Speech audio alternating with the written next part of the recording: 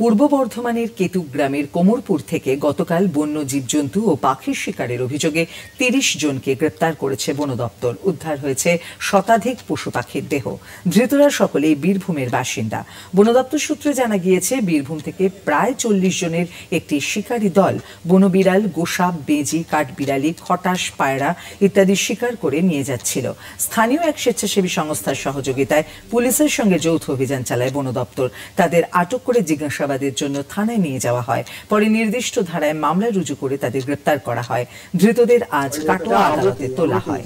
আমাদের একটা উৎসব আছে, আমাদের পুজো হয়, তার জন্য বছরে একবার ৭ আষাঢ়, আজকে ৭ আষাঢ় আমুতি বেরিয়েছি, তার জন্য পাখিগুলো এইগুলো শিকার করি আমরা। কি জন্য? হ্যাঁ, কি জন্য?